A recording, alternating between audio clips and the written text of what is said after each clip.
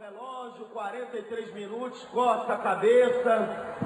Amigo, agora aquele momento é o seguinte, se ele fizer, ele não perde mais também. O Vasco agora, Paulinho, se levar o gol não tem tempo de reação. E acaba de chegar São Judas Tadeu. Olha, e o Flamengo treinou muitas cobranças de falta durante todo o dia ontem.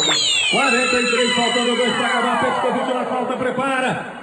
Atenção, pete pra bola, bateu, guardou, campeão, é tri! Gol!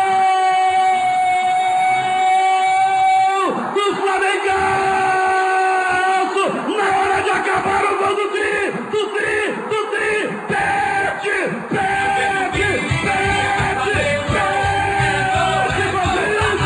pro Tri, na hora de acabar do Mengão!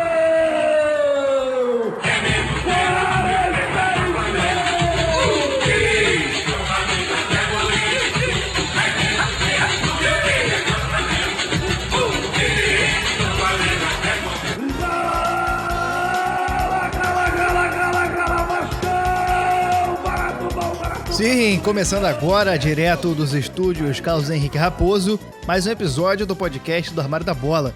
Hoje a gente volta ao nosso habituê, eu e Chico aqui, tabelando para chegar ao resultado e aos 3 pontos, e a gente volta à série 10 com um programa especial sobre um cara que tem uma influência gigantesca sobre a paixão que os dois membros deste programa web radiofônico têm pelo futebol. Dejan Petkovic, o sérvio que conquistou o país. A gente fez toda uma série sobre futebol carioca e para coroar, a gente escolheu um cara que jogou em 3 clubes do Rio de Janeiro e aqui viveu grandes momentos jogados no futebol brasileiro. A gente não escolheu um cara que jogou nos 4 porque a gente achou mais pertinente escolher o Pet para essa situação. A gente vai explicar um pouco aqui da importância que ele tem na vida da gente, né? Os caras que jogam futebol têm importância na vida da gente, em quem a gente é hoje. Mas, sem enrolar mais, meu nome é Gustavo Angeléias e eu estou aqui, como sempre, com ele, Chico Freire, o homem das camisas. Chico, seu Lacunote. Primeiramente, boa noite a todo mundo. Boa noite não, né? Talvez seja bom dia, talvez seja boa tarde. Eu sempre esqueço disso, sempre me esqueço desse detalhe. Um bom momento a você que está escutando, a gente que está voltando a dar o play aqui no nosso querido podcast, Armário da Bola. Hoje vamos falar... eu fico realmente sem palavras, cara. A gente trabalha com palavra, né? A gente é jornalista, a gente é comunicólogo, eu e o Gustavo, e a gente trabalha com palavra, a gente trabalha com verbo, mas tem um momento que a gente tem dificuldade para botar em palavras o que a gente tem para dizer, o que a gente sente. E falar sobre o Petkovic, para mim, é um momento assim, porque ele é provavelmente o maior ídolo que eu tenho no futebol. Jogador de linha, né? Tem empatado com o Júlio César, como a gente já falou em outros programas. Mas o Pet é um cara muito especial e é protagonista, é o responsável por aquele que, para mim, na minha opinião, humilde e sincera, é o maior momento da história do futebol. Então, falar de Pet é falar de um cara que proporcionou grandes emoções para mim. É um cara muito especial como jogador e é um personagem muito interessante, né, cara? A gente gosta sempre de falar de futebol também fora de campo aqui, e o Pet é um cara muito interessante pra gente debater, é um cara com muitas opiniões, com muitas histórias, com relação com momentos críticos da história do planeta. Então, não tinha um personagem melhor pra gente falar aqui no Armário da Bola, né? E a gente vai passar pela carreira, pela vida desse cara que é tão importante. Já a gente vai entrar mais e explicar a importância dele. Explica aí rapidinho o que é o Armário da Bola. A Armário da Bola é nosso projeto aqui, nosso podcast, onde a gente conta grandes histórias de futebol. A gente pega as camisas de futebol que temos na nossa coleção, nas nossas coleções, e vamos destrinchando, vamos relembrando de grandes heróis, os grandes momentos, os grandes fracassos às vezes também, mas os grandes sucessos principalmente. E queria fazer um adendo. A gente conseguiu, no nosso último episódio, foi a nossa aula com o Luiz Antônio Simas, se tornou o episódio mais tocado da história desse podcast. Rapidamente, em coisa de 5 dias, uma semana, quebrou todos os recordes de todos os episódios. É o nosso maior sucesso. Queria agradecer a todo mundo também que assistiu a live que a gente fez no YouTube sobre as rivalidades semana retrasada, que foi um sucesso muito maior do que a gente esperava. Torcida vascaína em peso lá, mandando um alô, e mandando grandes comentários, muito pertinentes. A gente agradece muito a todo mundo que assistiu, que comentou, que participou, que curtiu e que está agora seguindo a gente. Tem bastante gente chegando aí agora.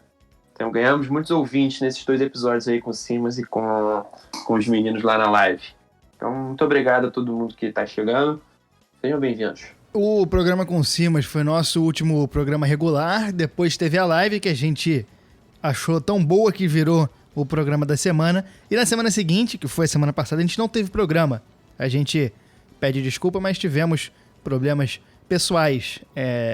Na quarta-feira, que seria o dia que a gente gravaria, meu pai ficou doente e minha avó estava no hospital. Eu tive que dar uma moral lá, ficar com ela no hospital. Acabou que na sexta, dia que a gente publicaria o podcast, a gente não conseguiu gravar por causa dessa questão que eu estava tendo que ir no hospital e tudo mais, dar uma moral lá. Minha avó acabou falecendo, então eu queria dedicar esse programa para ela, Dona Marli, que deixou a gente na última sexta-feira.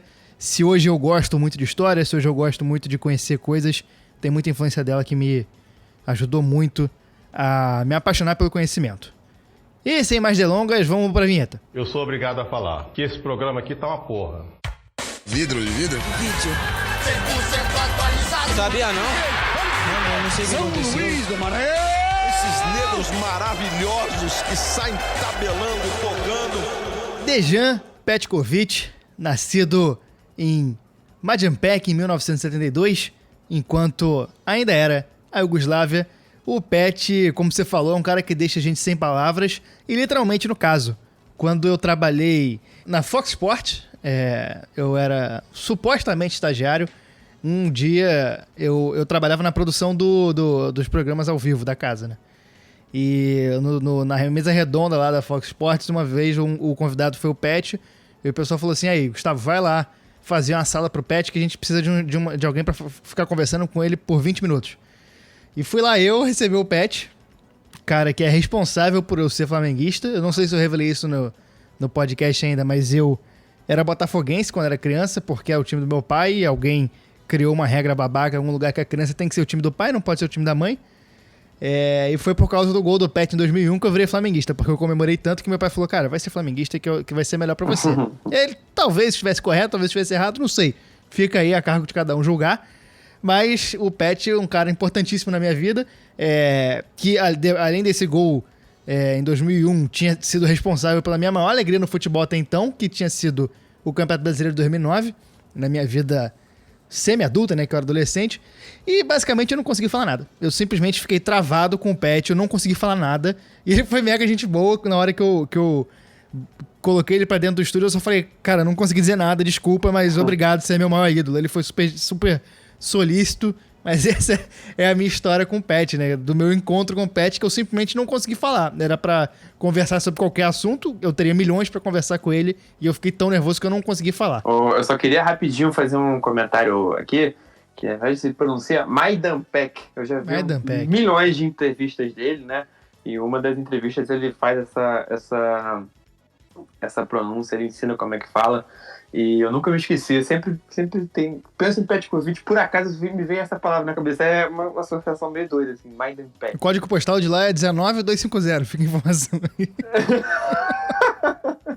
Você que vai mandar uma correspondência para Majdanpek, aproveita, paga esse Sedex aí. Gloriosos 23 mil habitantes. Ele fala que na época que eu vi a entrevista, ele falava que tinha 15, 20 mil. Não cresceu muito, né? Ele cresceu enquanto a Iugoslávia vivia talvez o ápice ali do socialismo, né? Com o Tito no poder. E ele já falou muito sobre isso. Eu acho muito legal porque ele é um cara que tem várias entrevistas falando sobre o assunto. Ele fala com muito carinho da infância, do crescimento dele. Ele fala que era um país que tinha educação para todo mundo, a pessoa já saía da escola com emprego garantido também, que isso era muito positivo, que os pais dele tinham um trabalho que ganhavam o suficiente para dar uma vida boa para ele, não precisava de luxo, não tinha mordomia, mas era muito barato para comer, que ganhava, ele falava que cerca de 10% do salário dos pais dele já era suficiente para comprar a comida para o mês inteiro.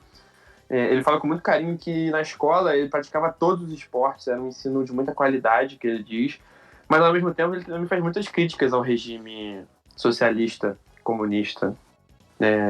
Ele fala, ele não é um cara também iludido 100% com o comunismo, ele fala de questões de trabalho mesmo, de mercado, que muitas pessoas às vezes se acomodavam por causa disso, mas é um cara que é muito ponderado em relação a isso, muito sincero, transparente. É um cara que viveu e tem opiniões sobre isso, sabe? Ele tem opiniões críticas, eu acho isso muito legal. Ele não ele é muito ponderado sobre isso. Eu acho interessante ouvir o Pet falando sobre a infância dele na Iugoslávia socialista. E defender Stalin em rede nacional também. Também já aconteceu isso.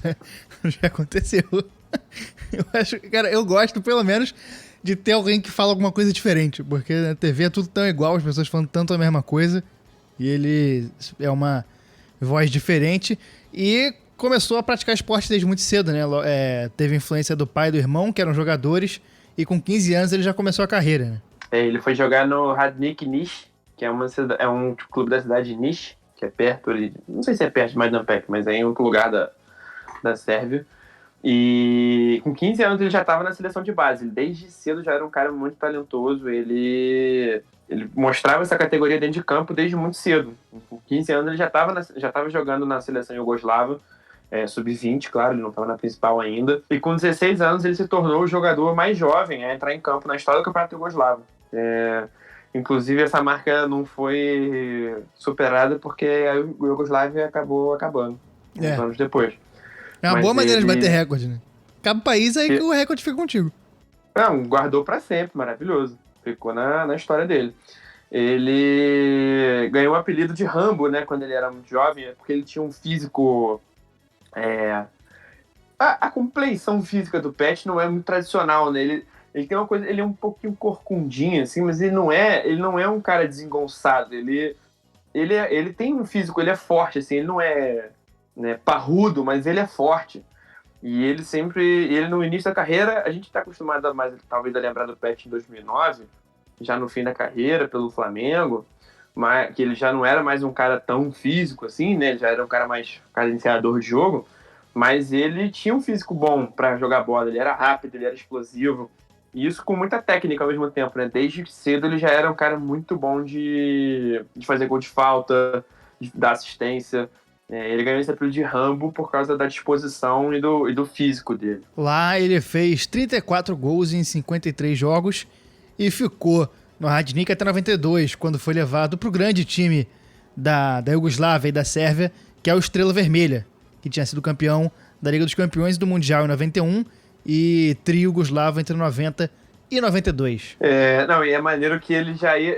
O nome do estádio Estrela Vermelha, onde ele ia atuar, né, por muitos anos, é Maracanã, que é em homenagem ao maior do mundo, ao templo do futebol aqui no Rio, e já era um prenúncio do que ele ia fazer. Eu acho muito legal que nessa época, quando ele já estava no Radnik, ele se formou em enfermagem. O Pet tem um diploma de enfermagem. Foi uma condição que os pais dele botaram para ele continuar sendo jogador de futebol. Ele falou, não, pode continuar indo atrás da carreira, mas estuda, e para garantir, né, se der tudo errado, tem aqui. E ele se formou em enfermagem. Antes de ir para o Estrela Vermelha, ele já estava começando a ganhar um espacinho na seleção iugoslava. Ele foi para o torneio de Toulon, em 92, que é um torneio bem prestigioso, né, de seleções de base, seleções sub-23, ou sub-20, não tenho certeza qual é a regra hoje em dia, mas que muitos jogadores muito grandes do futebol mundial já jogaram esse torneio. É um torneio amistoso que acontece na França. E no mesmo ano, em 92, aconteceu uns episódios que eu acho mais interessantes da carreira do Pet. Ele foi convocado para a Eurocopa, só que a seleção de lá foi banida por causa da Guerra Civil Iugoslava. Foi uma questão que envolve muitos detalhes e problemas. Já foi uma preparação muito tensa para o torneio. A Croácia e a Eslovênia já tinham se separado da Iugoslávia. É um processo político muito grande, é um processo que envolve muitas etnias e questões geográficas e questões históricas, muito acirradas, que estouraram várias de uma vez. O Pet foi convocado, só que a Iugoslávia acabou sendo banida do torneio. Tem uma entrevista muito maneira do Pet, que ele deu em 2015, para Corner. O nosso público, com certeza, vai se interessar pela Corner. Quem não conhece, procure. Revista Corner. Conteúdo de futebol de primeiríssima qualidade. E nessa entrevista ele fez uma crítica forte para esse veto. Ele falou que não faz sentido vetar o esporte, não é a gente que está provocando isso. E ele diz que só aconteceu esse veto por pressão política da OTAN, que envolvia muitas questões econômicas e políticas na guerra da Iugoslávia, que foi uma pressão externa que eles acabaram pagando o pato. E essa guerra também influenciou para que o Estrela Vermelha tivesse que se desfazer de alguns dos craques que tinham. O Prozinec, que era um meio-campo que jogou no Real Madrid depois também, que era croata, acabou tendo que sair de lá. Tem o Mihailovic também, que foi um jogador muito técnico que tinha na Iugoslávia nessa época, acabou saindo do Estrela Vermelha. E o Pet foi contratado num momento que o time estava tendo que se desfazer dessas grandes estrelas. E ele era meio que uma aposta, né? E essa guerra, ela tem muita influência em toda a região dos Balcãs e na vida de muita gente que a gente acaba conhecendo, né? O próprio Modric é um cara que fala da infância dele com essa guerra. A gente tem vários casos de atletas que têm a vida tocada por essa guerra. Eu contei pro Chico outro dia, tem um jogador de basquete chamado Darko Milicic, que eu vou conferir o país dele, eu acho que é Sérvia. Quase certeza que é Sérvia, só o Google. Ele é sérvio. E o pai dele foi pra guerra e certo dia ele tava com a família vendo TV quando era criança e apareceu na TV que o pai dele tinha morrido. E 5 minutos depois ligaram pra casa dele, alguma coisa assim, dizendo que o pai dele não tinha morrido. Então, assim, a gente sempre... Esses caras ali dos Balcãs, Croácia, Sérvia, Montenegro, tudo quanto é esses países, tem esses jogadores que tiveram a vida influenciada pela guerra. Uma guerra que a gente pode um dia explicar melhor. Exige uma preparação, né? Uma apuração bem densa e bem profunda, porque exige a preparação, exatamente como você falou, porque é uma questão que envolve muitas etnias e muitas questões históricas complicadas e delicadas. Então, seria leviando a nossa parte entrar nos meandros da guerra agora. No momento a gente não tem conhecimento para isso. Mas marcou profundamente o final do século XX, né? Na Europa e no mundo de forma geral. Em campo, o Pet foi começando a crescer no Estrela Vermelha, né? Foi campeão, fez gol. O que dá pra gente falar desse começo dele no futebol sérvio, quando ele já estava começando a se consolidar como um grande nome do futebol do país? Ele estreou justamente contra o Radnik, fazendo gol, uma goleada por 4-0. Ele chegou a fazer 5 gols em um jogo só na primeira temporada, ali 92-93, mas ele não foi campeão da Liga, né? O Partizan, o maior rival, acabou levando. Ele foi campeão da Copa da Iugoslávia. Fez 3 gols em 9 jogos, foi uma participação importante que ele teve. Falando sobre o Partizan, um rápido parêntese aqui. Tem um livro que é a bíblia dos fãs de futebol e cultura, né? Futebol e política, que chama-se Como o Futebol Explica o Mundo, que tem um capítulo muito interessante falando desse final de Iugoslávia e separação e a relação da torcida do Partizan com milícias políticas. É muito interessante. Fica aí a dica para quem não leu. Enfim, aí o Pet, ele tem um detalhe interessante também, que em 94, ele, jogando pelo Estrela Vermelha, ele fez um dos gols na vitória por 4-1 no amistoso do Estrela Vermelha contra o Olympiacos. Foi a primeira partida internacional realizada na Iugoslávia, depois do fim do embargo esportivo, das sanções esportivas. E o Pet estava presente e fez um dos gols. Ele, nessa mesma época, ele estava começando a ser mais convocado para a seleção iugoslávia, numa época que voltaram a jogar amistosos, voltaram a participar de partidas. E ele foi um dos grandes nomes que na temporada 94 e 95, quando o Estrela Vermelha voltou a ganhar depois de 2 anos de título do Partizan. Ele foi o único jogador a atuar nas 36 rodadas do campeonato, em todas. E é um time que tinha também o Stankovic, que jogou na Internacional. O pessoal mais recente aí vai ter uma nostalgia boa da Internacional da época do Júlio César, Maicon, do Lúcio na zaga. O Stankovic fazia parte desse time e jogou com o Pet no início da carreira. E aí isso fez com que ele fosse especulado em times de outros países, né? Particularmente nessa época tinha uma quantidade grande de jogadores iugoslavos no Campeonato Espanhol.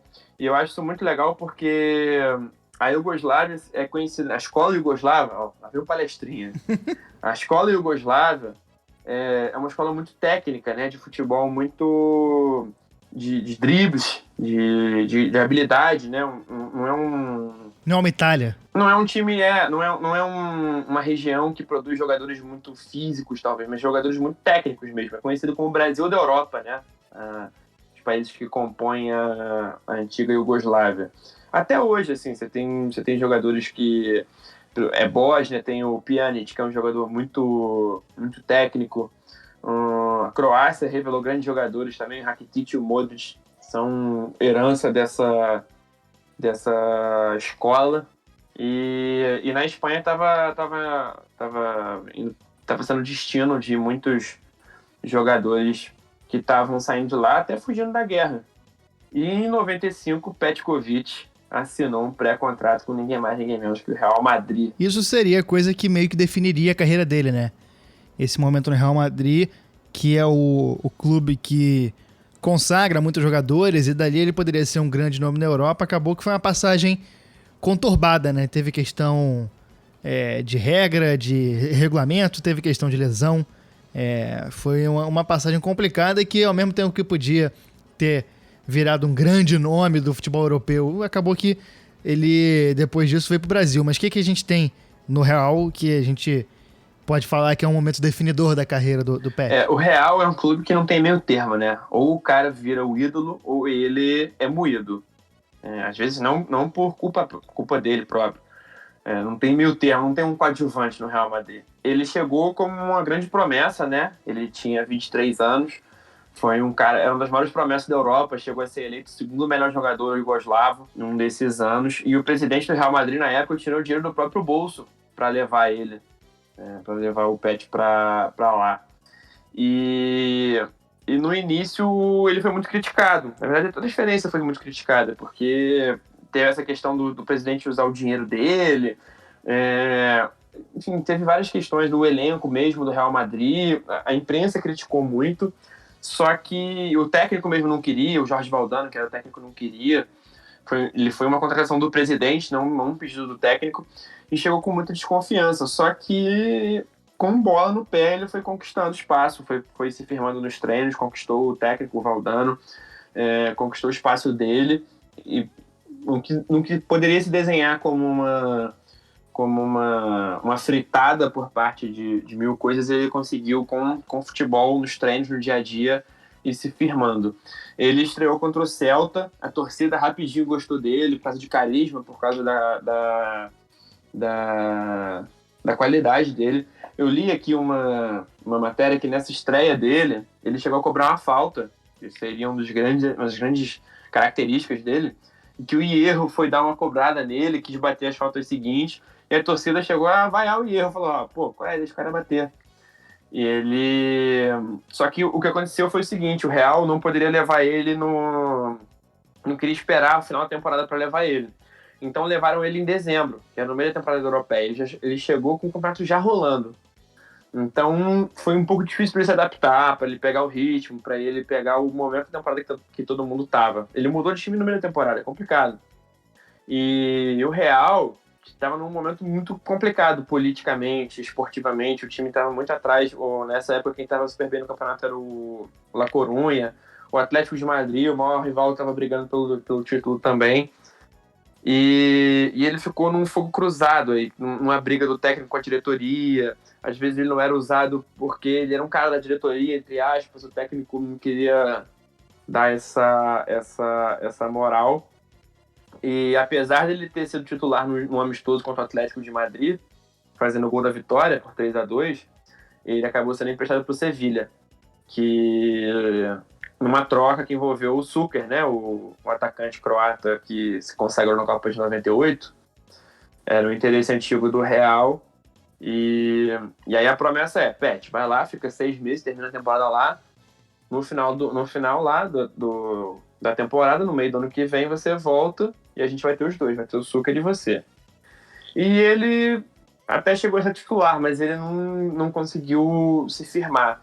Ele já não ia ficar depois do fim da temporada. Então, muitas vezes ele era substituído, porque na mentalidade do corpo técnico do Sevilla, era mais jogo, o time já ia aprendendo a se adaptar a um jogador que não ia ficar, né? A jogar sem ele. Então, o time não queria ser dependente do Pet.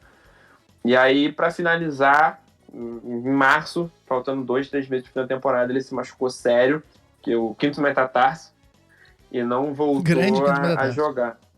Famoso quinto metatarso.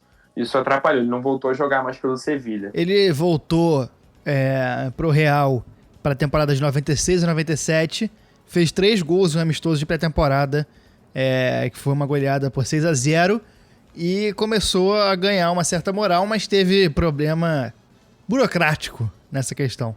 Na época, os times eles tinham um limite de jogadores extracomunitários, que eles chamam, né? Que são os jogadores que não têm um passaporte da União Europeia.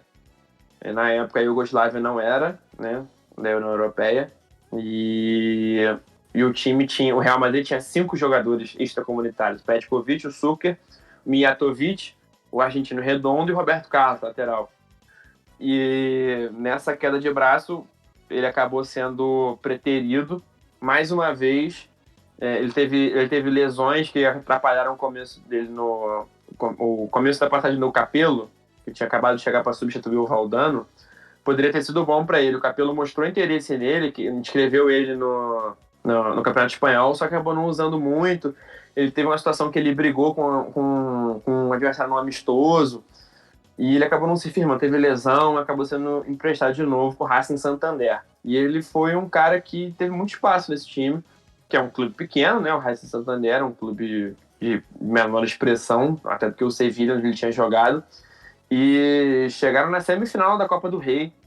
O Pet era um dos grandes nomes, assim, um dos caras desse time. Foi uma campanha histórica para o Racing Santander. E ele quase acabou indo para o Mônaco. O Real Madrid mostrou interesse em trocar ele pelo Henry. Olha só que coisa doida. E ele acabou saindo do Real na pré-temporada 97-98, justificada pela questão da nacionalidade.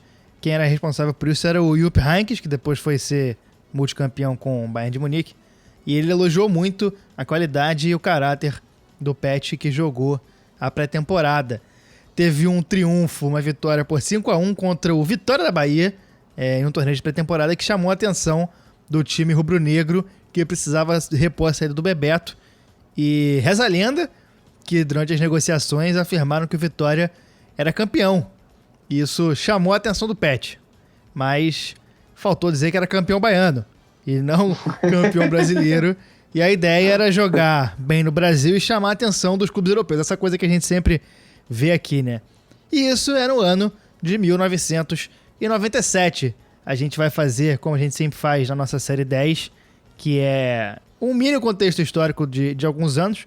Esse programa a gente vai fazer de 97 e 2009, e vai ser mini mesmo, porque a gente quer recalchutar e usar depois em outro programa. Em 1997, 17 de janeiro, o grupo Daft Punk lançou o álbum de estreia. O Daft e o Punk, né? O Daft e o Punk, exatamente. A dupla Daft Punk. Exatamente.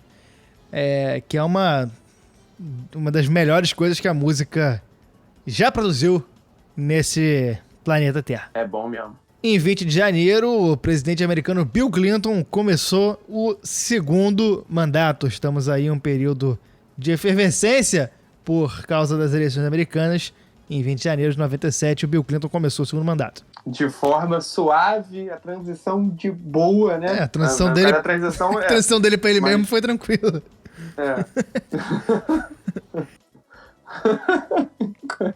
Eu quis dizer a transição do Bush pai pra ele e dele pro Bush filho. Essas foram nesse tranquilas. caso específico, 97. Foi mais tranquilo. O Trump podia se mirar nesse exemplo, porra, do Bill Clinton, que fez a transição mais tranquila possível. Só que aí ele teria que ser reeleito. Aí não necessariamente. Ele pode fazer a transição tão tranquila quanto pra outro presidente. Ele pode fazer a transição. Só depende dele. Caixão. Então, podia. Dia 2 de maio, morreu o grande estudioso e educador brasileiro Paulo Freire, tão vilipendiado hoje em dia, um cara respeitado no mundo todo e que no Brasil tem o nome que tentam jogar o nome dele na lama, mas não conseguem, de tão grande que é Paulo Freire. Revolucionário, importantíssimo para a história do país. E tem que ser muito otário, tem que ser muito... Desculpa lá, já tem que ser um tremendo filho da p*** pra tentar manchar a história e o legado do Paulo Freire. Tem que ser só família mesmo, né? Tem que ser muito otário. Em 1º de abril, estreou Pokémon no Japão. Pokémon que é originário do jogo de videogame. Pra quem não sabe, Pokémon significa Pocket Monsters, que era o joguinho de Game Boy. E aí, em 97, estreou a série animada. Uma das coisas que mais me fez chorar na vida. Eu chorava muito vendo Pokémon. O episódio que a Butterfree vai embora. Não, e o episódio que o Pikachu quase vai embora. É por isso que a gente hoje em dia é machucado na vida, cara. A gente foi criado na tristeza por causa desse programa. Mas no fim, o Pikachu, ele fica... Olha o spoiler, cara. Ele conhece vários... Não, mas isso aí tem... Pô, quem não viu até hoje esse episódio... Essa é a primeira temporada, pô, já deu tempo de ver. O Pikachu conhece outros Pikachus, aí ele fica bolado, ele fica assim, pô, será que continua com essa? Pô, rapaziada lá, meu povo. Rapaziada me chamou pra jogar uma braminha, jogar uma sinuca e tomar uma braminha, pô, vamos lá. Pô, eu vou ficar com esse otário desse Ash aqui, mas ele, felizmente, escolheu o caminho certo e escolheu continuar sendo um galo de rinha. Né? Exatamente. Porque Pokémon é rinha de bicho com poder. E em 1º de julho... o Reino Unido entregou a soberania de Hong Kong à China, o território semi-autônomo que em 50 anos voltaria ao poder da China por completo, e agora a gente está 25 anos depois com uma efervescência política gigantesca em Hong Kong. Em 2019 a gente teve protestos gigantescos lá, e nessa semana de gravação a gente teve renúncias dos candidatos que são chamados de pró-democracia. Eu não gosto muito desse nome, mas os caras são chamados de pró-democracia lá, eles renunciaram, a China faz uma pressão nos caras, os caras respondem, enfim. É uma zona que acontece lá e é uma questão que influencia até hoje. Um tapa para escanteio o goleiro do Palmeiras. 28 minutos, agora sim a torcida do Vitória animada aqui na Fonte Nova. Petkovic cobrou, tá na rede!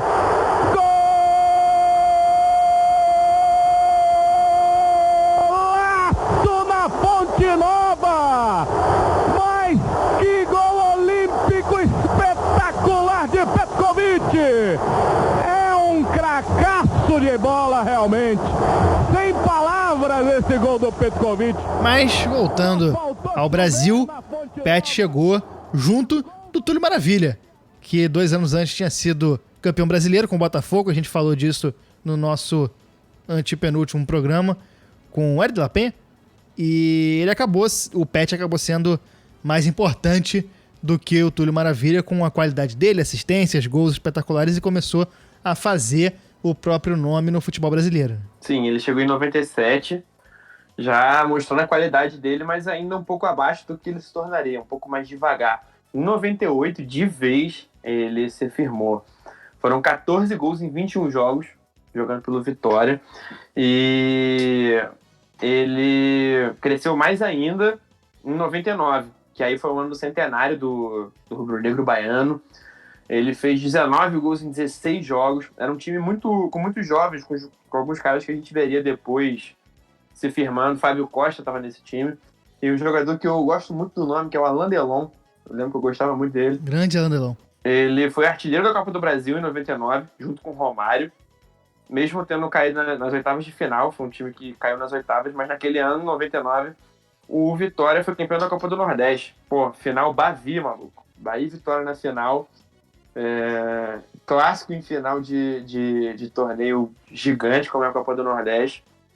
E ele foi parte importante dessa trajetória, apesar de não ter jogado na decisão. Ele tinha feito um combinado que ele ia jogar, ele estava emprestado, né, pelo Real Madrid, por 2 anos. E ele acabou saindo, ele ia ficar no Vitória, só que teve uma questão da esposa dele, que vivia em Madrid, estava grávida de 8 meses, teve uma complicação e ele acabou voltando um pouco antes, o que é extremamente justificável, mas fez parte da maior parte da trajetória do título e é campeão da Copa do Nordeste em 99.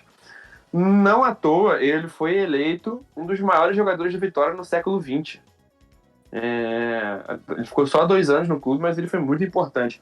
Nessa época no Vitória, teve uma edição do Campeonato Brasileiro que ele tinha a maior média das notas da Placar, era o líder pela conquista da bola de prata, só que o Vitória não se classificou para a segunda fase. E aí os jogadores que se classificaram ganharam um bônus na nota, o Pet acabou sendo ultrapassado e ele ficou em quarto, atrás de 3 jogadores que estavam na segunda fase, no mata-mata. Então, moralmente, Petkovic ganhou uma bola de prata nessa época aí. Depois ele acabou voltando para a Europa, foi contratado pelo Venezia da Itália para substituir o Recoba, o grande Recoba, e fez boas partidas, mas era um time mais limitado. Na metade da temporada, voltou ao Brasil, negociou com o Flamengo, que pagou 6 milhões de doleta, e em janeiro de 2000 ele desembarca na Guanabara para jogar no Flamengo. E ali ia começar uma das grandes histórias e mais bonitas e mais conturbadas e mais impressionantes do futebol brasileiro, né? O São Paulo chegou a negociar com ele, mas ele fechou com o Flamengo em 2000. E aí ele fala que foi uma questão um pouco curiosa, porque ele fala que vir para o Brasil atrapalhou os planos dele de jogar na seleção, mas ficar na Europa seria pior, porque ele falou que o Venezia era 10 vezes pior que o Flamengo. E ele, apesar de estar na Europa, estava num time ruim, ele preferiu vir para um time que ele julgava ser melhor, na América do Sul. E era o início de uma história muito legal, né, cara? Apesar disso, nesse início não foi tão legal, assim. Ele chegou num momento que o Flamengo era uma bagunça, talvez um dos momentos mais bagunçados da história do clube. Ele chegou na época que o Flamengo estava fazendo grandes contratações. Depois de fracassar fazendo grandes contratações em 95, o que o Flamengo resolveu fazer? Gastar mais e fazer grandes contratações em 99 e 2000. Por que não? O que poderia dar errado? E era uma bagunça tão grande, o Flamengo não pagava. E foi a época que o Vampeta chegou e falou: eles fingem que pagam, eu fingo que jogo. O Flamengo acabou queimando jogadores de muito talento nessa época.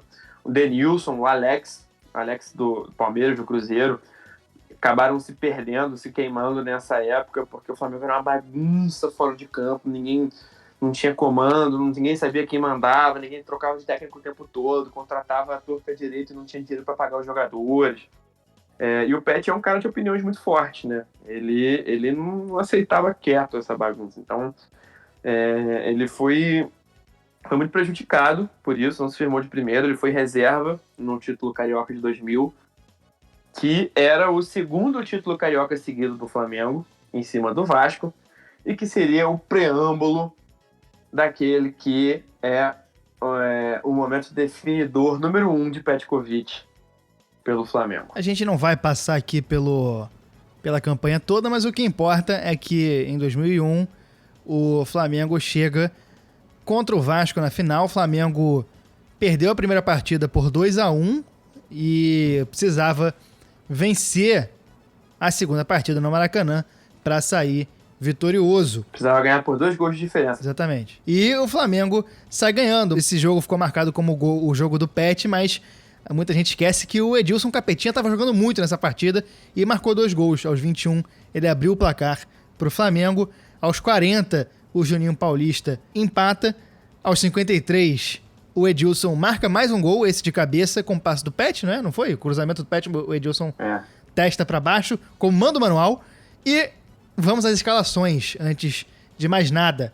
O Vasco entrou com Elton no gol, Clebson, Géder, Alexandre Torres, Jorginho Paulista, Fabiano Heller, Paulo Miranda, Pedrinho, Juninho Paulista, Viola e Euler. Entraram Odivan, Jorginho e Dedé Panterinha, time treinado pelo João Santana. O Flamengo tinha Júlio César, Alessandro, que rezou em dado momento desse jogo, Fernando, Juan, grande Juan, e Cássio, nem tão grande assim.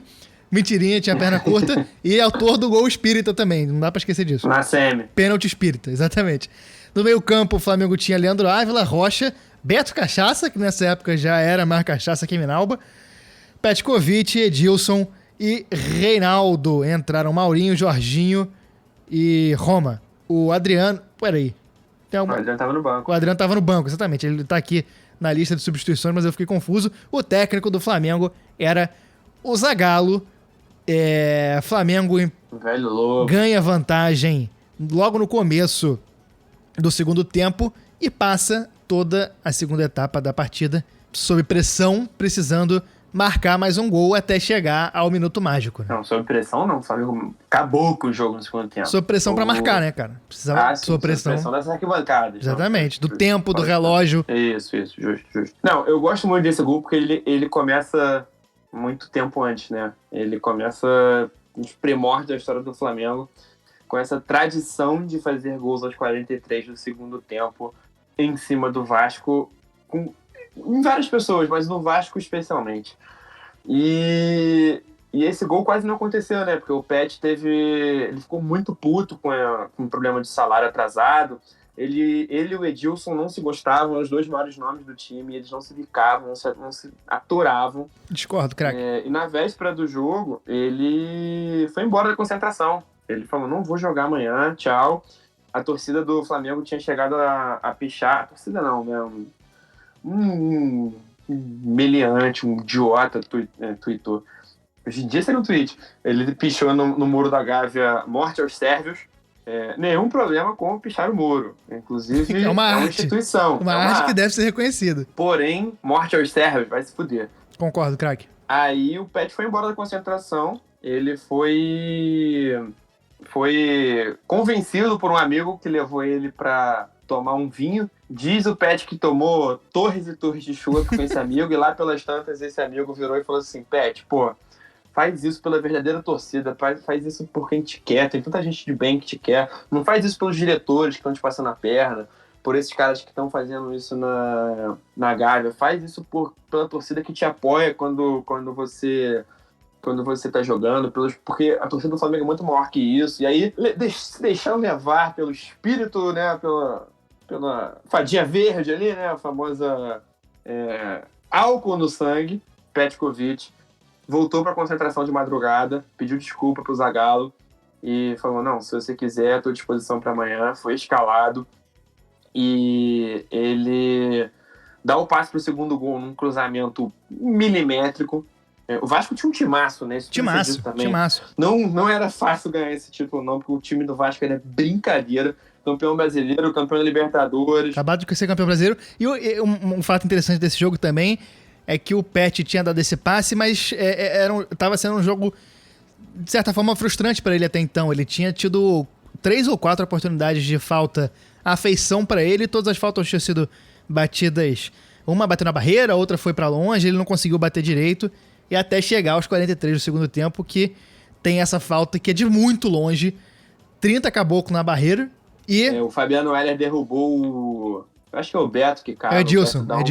É o Edilson mesmo, o Edilson, né? faz 2 gols e sofre a falta do terceiro. E aí, chegou São Judas Tadeu. Esse é o lance que a nossa geração foi criada assistindo, né? A gente já assistiu todos os ângulos possíveis desse gol, todas as narrações possíveis. Luiz Roberto, o Luiz Carlos Júnior, o Garotinho, Evaldo José, tem até a narração do torcedor vascaíno lá, que fica, não, eles fuderam a gente! Fudeu meu time! Todos os ângulos a gente já viu esse gol e ficou muito marcado porque, cara, é um gol inacreditável, é uma falta perfeita. O Elton, que é um... Não tem margem de erro, cara. O Elton é um goleiraço, ele vai bem demais na bola, cara. É realmente inacreditável como é que essa bola entra, porque o Elton foi muito bem, só que ela foi no único lugar que ela podia ir, como se ele estivesse colocando com a mão, como dizem os narradores. Não tem margem de erro, não tem milímetro pra direita, pra esquerda, pra cima e pra baixo. Se ela fosse um pentelho pra qualquer lado, ela não ia entrar. Como disse o Eric Faria, num ato de provocação, anos depois, mas mentiu, não mentiu? Se o Elton tivesse 2 centímetros a mais de mão, ele tinha pego essa bola. Ele não precisava de... Assim, é inacreditável o espaço que a bola tem pra entrar, e entra, e é caos. É explosão, é catarse. É uma das maiores catarses que o Maracanã já presenciou. Um gol aos 43 de segundo tempo em cima do Vasco, que já gritava campeão.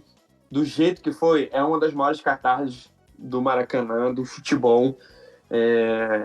E futebol, pra mim, é isso. É catarse, né? É emoção, é sentimento. O gol no final do jogo contra um rival pra ganhar um título é o maior momento do futebol, né? É aquilo que a gente espera, é aquilo que a gente gosta, é aquilo que a gente se emociona, porque são esses momentos que fazem a gente se apaixonar por futebol. E os 60.038 presentes no Maracanã naquela tarde viram essa bola histórica estufar as redes do antigo Maracanã, e um Gustavinho, em algum lugar desse Rio de Janeiro, se apaixonou ali pelo Flamengo, e o Chico também, né? E pra provar que não foi por acaso, poucas semanas depois, final da Copa dos Campeões, Flamengo e São Paulo, contra Rogério Ceni, outro goleiraço.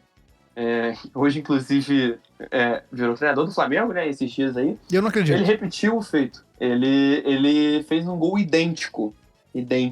Também numa final. Essa final, o Flamengo perdeu o segundo jogo, foi por 3-2, mas tinha ganhado o primeiro por 5-3. E foi campeão.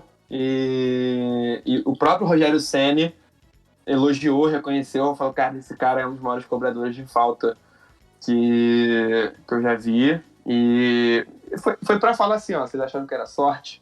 Não, é porque eu sou bom mesmo. E ele era bom mesmo. Isso foi engraçado, uma curiosidade, que isso gerou uma onda, né, uma diáspora iugoslava no futebol carioca, especificamente. O Vasco e o Fluminense foram atrás de jogador sérvio, né, jogador croata, pintaram os caras aqui, nenhum com o sucesso que o Pet teve, nem de perto, né, mas engraçado isso, veio uma boa meia dúzia, cara, pro futebol brasileiro, carioca, principalmente.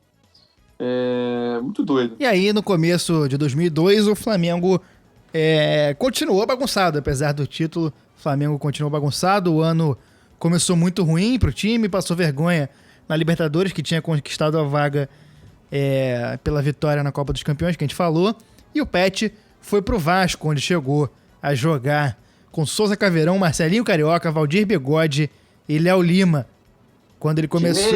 Estrelado. E quando ele começou a engrenar, saiu do Vasco, foi pra China, depois voltou ao Vasco, onde foi um dos poucos destaques num time que era bastante ruim e escapou por pouco do rebaixamento. Ele ganhou finalmente a bola de prata. É curioso que em 2001, de novo aconteceu aquilo que tinha acontecido com ele no Vitória. Ele foi um dos melhores em média de nota da Placar, fez um campeonato brasileiro muito bom, e ficou de fora porque ele não foi para a segunda fase, não foi para o mata-mata, então os jogadores que foram ganharam bônus de décimos na nota, e ele acabou sendo o melhor entre os mortais. E aí, finalmente, pelo Vasco, é curioso isso, ele foi o time muito na parte de baixo da tabela, ele participou de 29 gols, fez 18 gols e 11 assistências, naquele ano, 2004, e foi o primeiro europeu a ganhar uma bola de prata da Placar. Seria o único por quase 10 anos, até o Seedorf, né, em 2013, mas ele foi o primeiro. E depois acabou indo pro mundo árabe, mas ficou pouco tempo. Ele voltou em 2005, em agosto, para jogar no Fluminense, numa época de vacas gordas para a Unimed, fez o gol número 1000 da história do clube, infelizmente não ganhou um gol 1000, o carro, fica a crítica aqui. Você não sabe, você é leviano a sua parte. Essa época não tinha mais gol mil. Ele pode ter ganhado um gol bolinha, talvez. Seria justo, mereceria. O gol mil da história do clube em campeonatos brasileiros, num jogo contra o Cruzeiro, num golaço que ele driblou 3 marcadores e colocou a bola pra dentro do gol, conseguiu uma segunda bola de prata da placar. E ele jogou bem no Fluminense, né? Tem grandes clássicos que ele jogou bem. Um jogo contra o Flamengo, que ele destruiu o Flamengo. Essa época o Fluminense só dava porrada no Flamengo também. Sim. Era um time muito bom do Fluminense, né? Sempre tinha uns caras muito bons rodando ali. E esse time do Fluminense tinha muito medalhão, mas pouco resultado. Ele vetou a ida do Edilson Capetinha pro Fluminense, num episódio aí relembrando os tempos de Flamengo, que eles não se davam bem. E o time acabou lutando contra o rebaixamento. Ele, em 2007, foi pro Goiás e só jogou goiano, foi pro Santos, acabou não se firmando. 2008 foi pro Galo, para ser o grande nome do centenário do clube, e foi um dos poucos a jogar bem naquele ano pelo time, e teve muitas assistências. No final do ano, o Emerson Leão assumiu, dispensou ele, como já tinha feito com ele no Santos, rolou uma dupla dispensa pelo Emerson Leão. O Pet aí já nos seus 30 e muitos anos, em 2009, acabou acertando com o Flamengo num acordo pra sanar a dívida, né? Aquele negócio que quando ele foi contratado, todo mundo achou que ele não fosse jogar, simplesmente, que ia ficar lá no time, com 37 anos, chegou com uma desconfiança absurda. Ele chegou depois do Adriano, né? O Adriano acertou ali por março, abril. O Adriano estreou em maio e o Pet chegou, acho que em maio também. Tanto que ele escolheu a camisa porque a 10 já era do Adriano. Teve aquela campanha uma votação pra ver se o Adriano queria jogar com a 9, iria jogar com a 9 ou com a 10, a torcida escolheu a 9, ele falou, não, vou jogar com a 10, e jogou com a 10. Teve isso. Tá errado. Não tá errado. E aí ele chega sem confiança nenhuma da torcida. É importante dizer que ele pegou a camisa 43, porque é o número de gols que ele tinha pelo Flamengo na primeira passagem, e porque foi o minuto que ele fez o gol contra o Vasco, e na 43 era um número cabalístico. Eu gosto sempre de dizer que o Pet, além de ser um dos grandes camisa 10 que a gente viu, ele é o maior camisa 43 da história do futebol. Eu quero ver quem refuta esse argumento. Quando ele chega, o técnico do Flamengo era o Cuca. Péssima pessoa aí, fica o nosso desagravo ao Cuca. Lixo, mano. Que não queria escalar ele, tinha sido campeão carioca pouco tempo antes. Ele não queria escalar, mas acabou que as lesões no elenco o obrigaram. Acabou que o Cuca foi demitido, ainda bem. E com boas atuações foi efetivado o Andrade, que é aquele Andrade campeão de tudo com o Flamengo na década de 80, era auxiliar e foi efetivado e foi o jogador mais importante do título ao lado do Adriano. E a gente, antes de falar da campanha, vai fazer o contexto histórico de 2009, aquele contexto histórico Pocket. Vai pra uma nostalgiazinha gostosa agora. Não, esse eu poupei um pouco. Quando a gente for falar desse time do Flamengo, a gente faz o contexto maior. E aí faz a nostalgia gostosa. Em 20 de janeiro de 2009, Barack Obama tomou posse como presidente dos Estados Unidos. É um cara que bombardeou o mundo inteiro, mas de qualquer forma é um presidente negro. O primeiro presidente negro dos Estados Unidos é um cara que tem sua importância e é o último presidente normal dos Estados Unidos, né? O Barack Obama depois teria uma relação com o Mengão, né? Não só... O Barack Obama do Mengão. Maracanã. Ele pousou na Gávea e ganhou a camisa das mãos de Patrícia Morim, se Exatamente. tornando aí um chefe de Estado a vestir o manto sagrado. E, claro, o Obama da arquibancada do Maracanã, que a gente já comentou aqui. A gente falou daquela foto maravilhosa com o cover do Bin Laden. Em 31 de março, Benjamin Netanyahu toma posse como premier de Israel, cargo que ele já tinha ocupado na década de 90 e ocupa desde então. Ele é o premier mais longevo de Israel e é um cara que contribui aí pro apartheid que é feito contra o povo palestino. É um cara que é desses caras péssimos que tem muito poder. Em 1º de junho, o voo da Air France 447, com 228 pessoas a bordo, cai no Oceano Atlântico. Eu botei isso porque eu lembro muito. Esse voo saiu do Rio de Janeiro, então eu tinha conhecidos que conheciam gente lá. Não conheci ninguém que morreu, mas foi uma coisa bastante próxima. Foi chocante, eu lembro que da repercussão foi grande. Em 11 de junho, a OMS declarou que o surto de gripe A estava em estado de pandemia, sendo a primeira do século XXI, a famosa gripe suína. Nossa, Tempos fáceis, Saudade dessa pandemia, né? Porra. Se toda pandemia fosse que nem essa. E isso tem uma certa influência na forma como a OMS conduziu a pandemia agora, porque a OMS foi muito criticada por ter declarado a pandemia muito cedo. E aí, agora no Corona, eles estão sendo criticados porque declararam muito tarde. E dizem, análises que eu já li, dão conta de que essa declaração agora, em 2020, foi tarde, porque essa tinha sido cedo, então eles não souberam dosar. Em 25 de junho, morreu um dos gênios da música, morreu Michael Jackson. Caralho. Isso foi brabo. Não, eu lembro, eu tava jogando videogame em casa, assim, ouvindo música, do lado minha irmã abriu a porta, Michael Jackson morreu. Eu falei, tipo assim, né? Caraca, aí eu abri o computador e falei assim, que isso? É um cara que viveu uma vida atormentada, uma figura polêmica, mas que não dá pra tirar a qualidade musical dele. Inacreditável. Não, gênio. Em 2 de outubro, o Rio de Janeiro foi escolhido como cidade sede dos Jogos Olímpicos de 2016. Lula, Sérgio Cabral, o Pelé, todo mundo de gravatinha do Brasil. Exatamente. Coroando aí o começo desse período dourado para a cidade do Rio de Janeiro, que a partir de 2016 ia acabar tudo e o Rio de Janeiro ia estar abandonado como está agora. Você viu o Barack Obama, brasileiro, que é um torcedor símbolo também aqui no Maracanã, né? Ô Luiz, a substituição ainda não foi feita, Ferro ia entrar no lugar do Pet, o David veio correndo aqui, vai lá depois do escanteio escuro. E vem Pet na cobrança do escanteio. Será que vai tentar aquela fechadinha para buscar o gol olímpico? Olha o Pet, levantou, Ronaldo Angelim!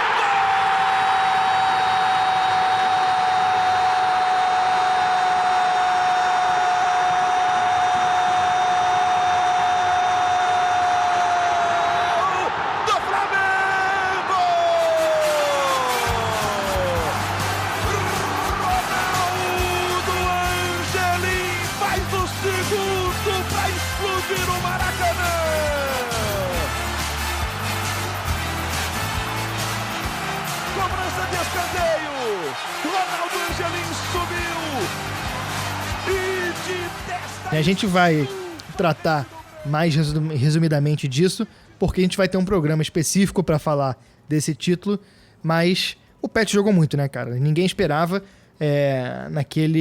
naquela reta final que o Flamengo arrancou pro título, um título que ninguém quis conquistar, a verdade é essa.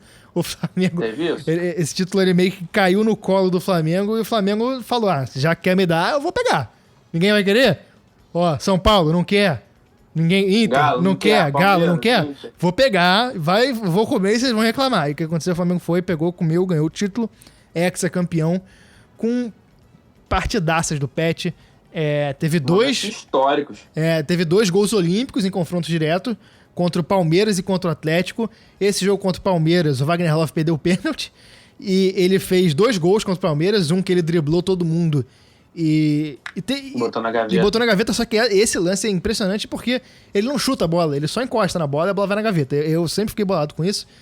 E contra o Atlético ele fez um gol olímpico que eu não acreditei. Eu falei, não, ele não fez o segundo gol olímpico, não é possível. Em tão poucos jogos, jogo que o Maldonado fez gol. E curiosamente o Pet tem 9 gols olímpicos na carreira, um cara que realmente... Ele não é chamado de o rei do gol olímpico à toa, né? É o Pet. Foi chamado por MSG3 como rei do gol olímpico. Ninguém ganha esse cargo de tal honorável juiz da vida mundial à toa. O MCG3 que é um precursor aí do que o MCG15 faria sucesso hoje em dia, né? Mas Exatamente. 10 anos antes o MCG3 já estava lançando essa moda. O jogo escolheu muito bem do Pet, né? Ele se firmou de vez no jogo contra o Goiás. Ele já tinha entrado uma vez ou outra, um jogo ou outro, assim, o Cuca não queria dar muito espaço para ele.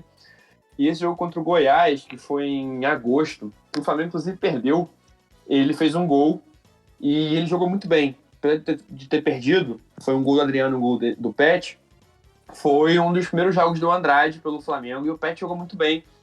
E ali o pessoal falou, caraca, pode ser que esse cara ainda seja útil. E ele não foi só útil, ele foi decisivo. E ele ganhou o campeonato, né, cara? Ele e o Adriano são os 2 grandes nomes daquele Flamengo. Que tinha Léo Moura, tinha Fierro, tinha o Williams, tinha A gente vai chegar lá. Zé Boteco, que a gente vai falar, né, em um episódio dedicado. Era um time com bons jogadores, mas o Pet e o Adriano são os caras, né? E o Pet teve um momento inacreditável, cara. O cara fez 2 gols olímpicos, cara. Como é que é possível? No mesmo campeonato, espaço de semanas ali. E... porra, bicho, é inacreditável. O cara... Pô, eu lembro de um gol do Adriano contra o Curitiba, 3-0 no Maracanã, que foram 3 golaços do Flamengo. Um do Williams, um do Pet e um do Adriano. O passe que o Pet dá pro Adriano fazer o gol dele, o Adriano ele não precisa nem ajeitar o corpo direito. É milimétrico, é coisa de maluco. E mais importante de tudo, ele fez no jogo do título, as 2 assistências foram dele, né? Exatamente. Dia 6 de dezembro de 2009, dia do Enem, que é importantíssimo a gente dizer que havia sido cancelado e o colega conseguiu ir pro Fla-Flu. Foi pro Fla-Flu, mas perdeu o jogo do título. Ou não, né? Ele provavelmente faltou o Enem, é verdade. Por onde anda? Por onde anda o rapaz que... Esse vídeo. Você que provocou o cancelamento do Enem e foi para o Fla-Flu, manda uma mensagem aqui pra gente. Manda aqui, deve ser ouvinte. O dia que a União Grêmio fez história, o grande rival do Flamengo na luta contra o título era o Internacional, e o Grêmio precisaria ganhar do Flamengo pro Inter ser campeão, e tava aquela história, né? Será que o Grêmio ia fazer jogo duro, não ia fazer jogo duro? A torcida do Grêmio não teve nem separação. Tinha tipo 3 torcedores do Grêmio no Maracanã, que o Grêmio não brigava por mais nada naquele título. E esses 3 caboclos estavam no meio da torcida. As escalações rapidinho: o Flamengo tinha o goleiro assassino Bruno no gol, Léo Moura, David, Ronaldo Angelim e Juan, Ayrton, Toró, Williams, Petkovic, Zé Boteco e Adriano. Faltou um. Ué, cadê? Ayrton, Toró, Williams, Pet, Zé Roberto e Adriano. Quantos jogadores? Everton na lateral esquerda. 1, 2, 3, 4, 5, 6, 7, 8, 9, 10, 11. Não, tá certo. E o Grêmio tinha Marcelo Groi e Mário Fernandes, que jogou a Copa do Mundo pela Rússia, Léo e William Thiago, Fábio Santos, Adilson, Túlio, Lúcio, Maílson, Douglas Costa e Robertson, que foi substituído por Bergson. Flamengo treinado pelo Andrade e o Grêmio pelo Silas. Flamengo saiu perdendo, aquela tensão no Maracanã com a atmosfera que podia ser cortada com a faca de manteiga. O Flamengo saiu perdendo, empatou com o David depois de uma escorada do Adriano, que não viu o gol, que estava de costas pedindo mão do zagueiro. E aí, aos 43, o Pet vai pro escanteio. O Pet iria sair logo em seguida. Né? O Eric Faria chama a substituição e entrar Gonzalo Fierro no Flamengo. Jogador mais polivalente do mundo. Exatamente, só pela direita. Jogou em todas as posições pela direita. É quase um PSDB. Exatamente. Bota qualquer pessoa na direita que ele segue. É o PSDB mesmo. Gonzalo Fierro é o PSDB do futebol. Coitado do Fierro. Não tinha tanta personalidade assim.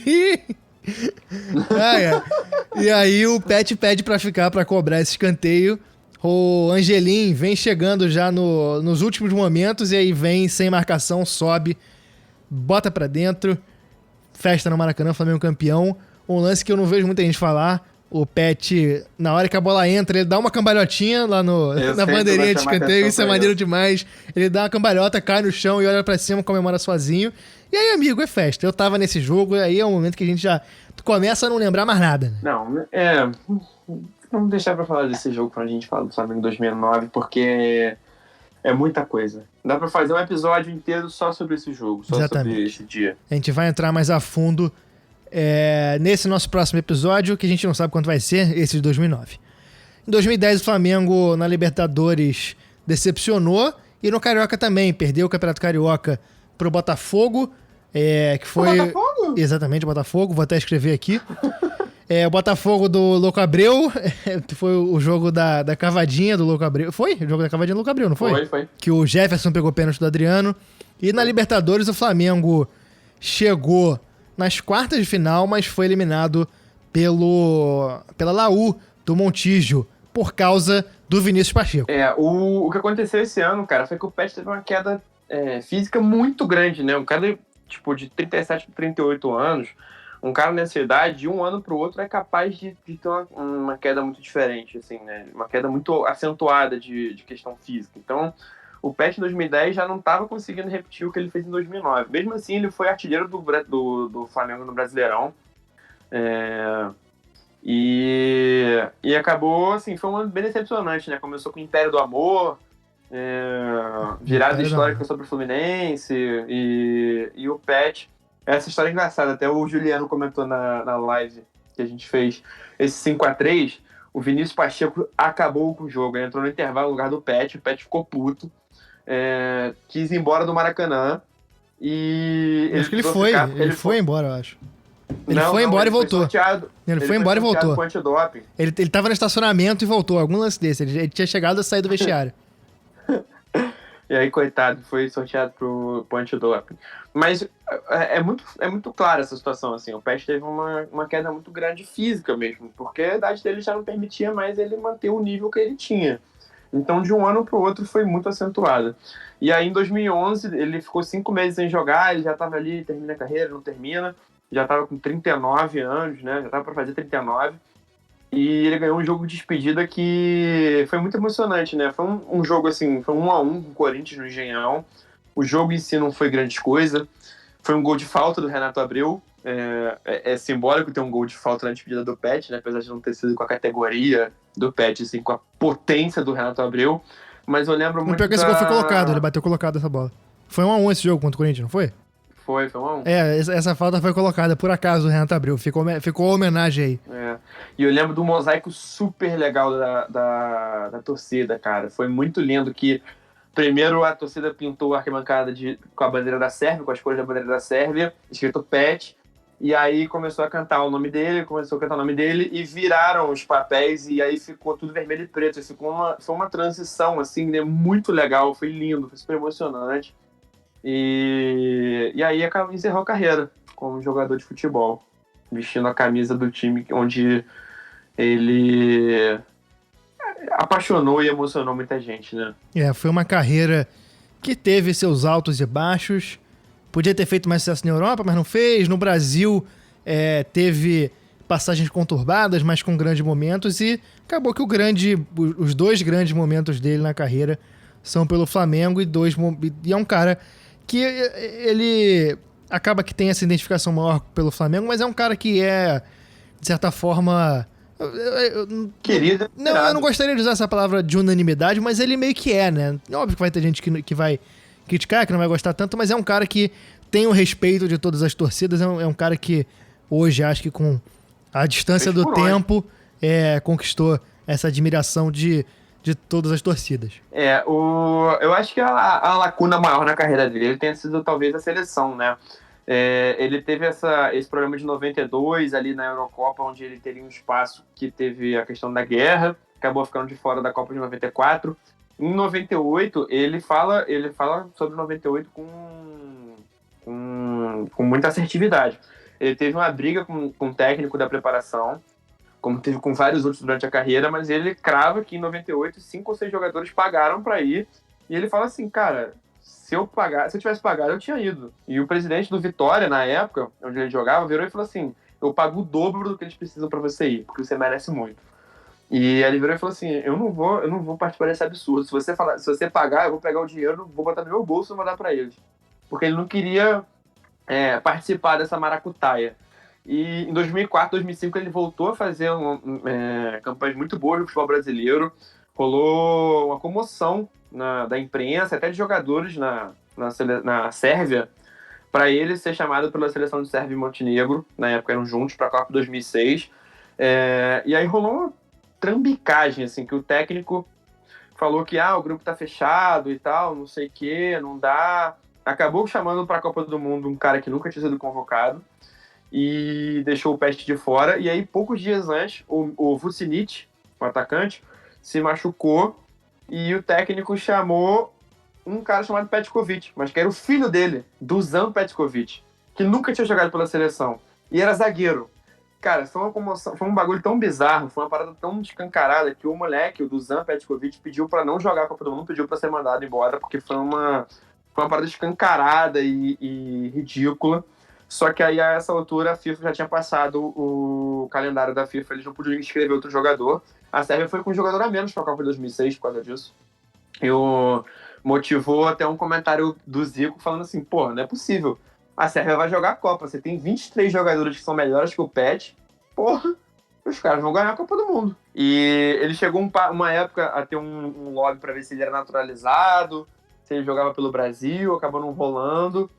E teve pouco espaço, né, na seleção de lá, o que é uma pena, porque seria muito legal pra carreira dele ter jogado na Copa do Mundo. É um grande jogador que merecia ter jogado na Copa do Mundo. Pior pra Copa do Mundo. E o Pet ainda tem um ponto importante na carreira dele como dirigente, né? Ele tentou emplacar a carreira de técnico ali depois, treinou o Sub-23 do Atlético Paranaense, treinou o Criciúma, o Sampaio Corrêa, e aí ele assumiu como gerente do Vitória em 2017, e poucos dias depois ele foi escolhido para contratar o novo técnico do Vitória, e o novo técnico do Vitória que ele contratou foi Dejan Petkovic.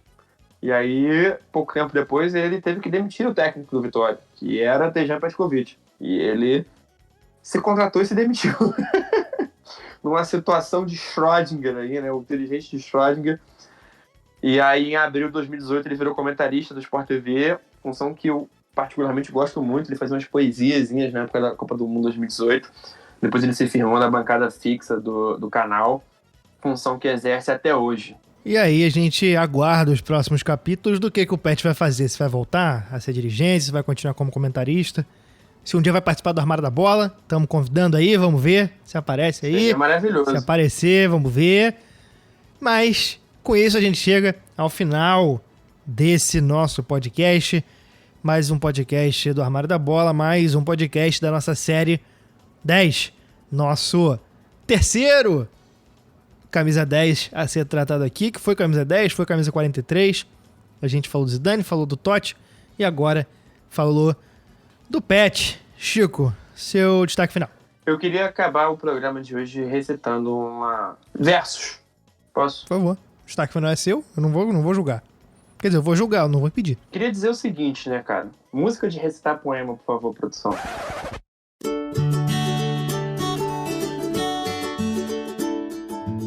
Nós temos Imperador e também temos o Pet. É o rei do gol olímpico. O goleiro nem se mexe. Olha a sequência do Pet. É o Pet. É o Pet. É o Pet. Ad infinitum, né? Exatamente. É o Pet. A sequência do Pet. Nós estamos nas redes sociais como Armário da Bola. Ajuda a gente a chegar em ouvidos onde nunca estivemos. Estamos com bastante gente nova aqui ouvindo a gente está crescendo e estamos preparando um final de ano muito legal. Chega com a gente, todo mundo é bem-vindo. Pega uma cadeira, pega uma cerveja, senta com a gente, vamos debater. Procura a gente para falar sobre futebol, dá sugestão de pauta, ajuda a gente a ser divulgado. A gente tá fazendo um conteúdo que a gente tá se orgulhando muito e quer que a maior quantidade de pessoas possível aproveite esse conteúdo e participe com a gente. Até semana que vem, grande abraço. Valeu! O Pet, o rei do gol olímpico, o goleiro nem se mexe. Nós temos Imperador, também temos o Pet, o rei do gol olímpico, o goleiro nem se mexe. Pet é o Pet, é o Pet, é o Pet, é o Pet, é o Pet, é o Pet, é o Pet, é o Pet, é o Pet, é o Pet, é o Pet, é o Pet, é o Pet, é o Pet, é o Pet, é o Pet, é o Pet.